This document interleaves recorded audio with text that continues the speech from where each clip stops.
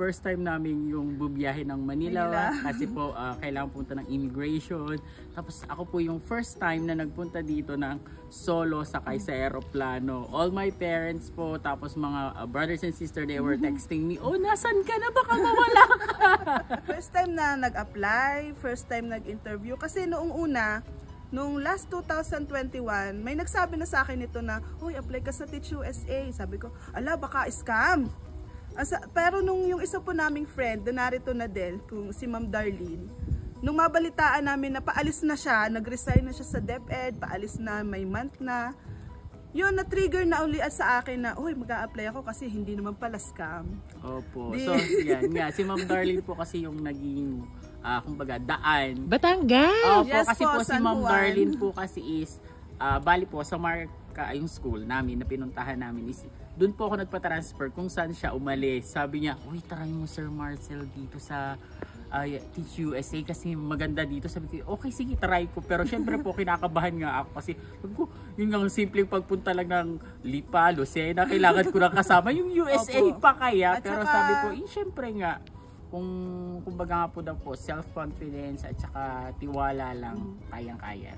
Yun din po yung natutunan ko sa Teach USA na trust the process. Tsaka si God nandito lang palagi. Kasi simula po nung mag-start ako mag-apply, talagang naging panata ko na yung pagsisimba sa Black Nazarene. At three times pa lang ako nakakasimba sa Black Nazarene. Sinagot na agad yung prayers ko na nakatanggap ako for interview.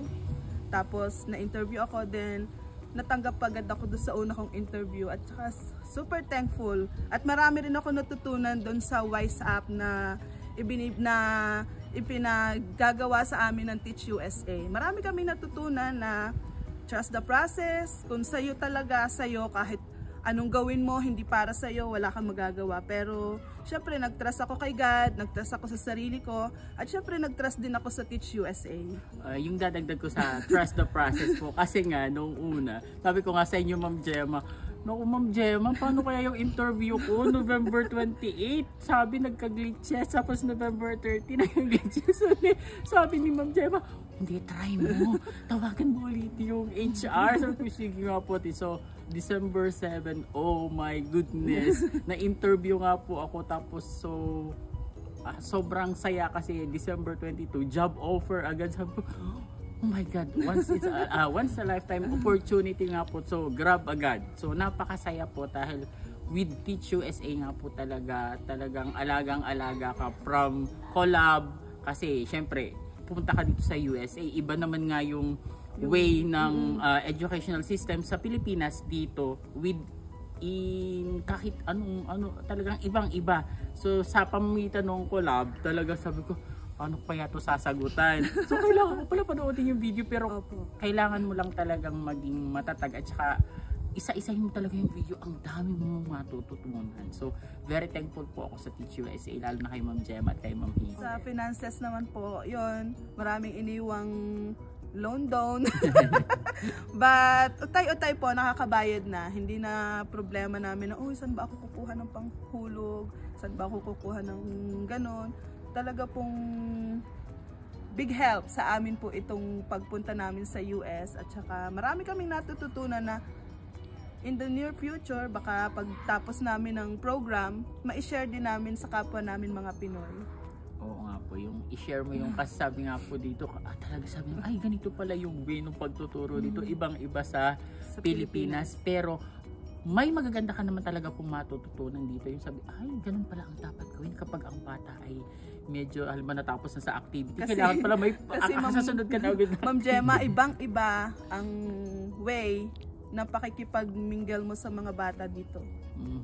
Lalo na nung, remember mo, nag-observation yes, tayo. Tapos na po kami sa first observe lang niya nung Wednesday. namin. Ako po ay Friday. Tapos sabi ko ang kasiyahan ko po doon, na natutunan ko din naman po sa ating collab, yung sabi ng aking principal, Mr. S, you did a great job. Oh yes. my God. Nakakataba ng puso pag nakakarinig ng ganun. Narinig ko yun sa mga sinabi ng mga teacher po na di ba po nagkataroon tayo ng training. So narinig ko, ay lahat susundin ko ito, yung mga ganito, yung mga link na kukuhanan mo ng mga ano ba tawag doon? Yung mga PowerPoint Presentation, yung mga, ito yung mga magagandang breaker para ang mga bata hindi manood. So, thankful po sa Teach USA. Yeah. Gusto nyo pong mag-apply? Tara na! Teach USA! Bago kayo isabak sa labanan, talagang ipi-prepare ka mentally, emotionally, and physically. And look at me. Tayo nang lumalaki. Aray ba?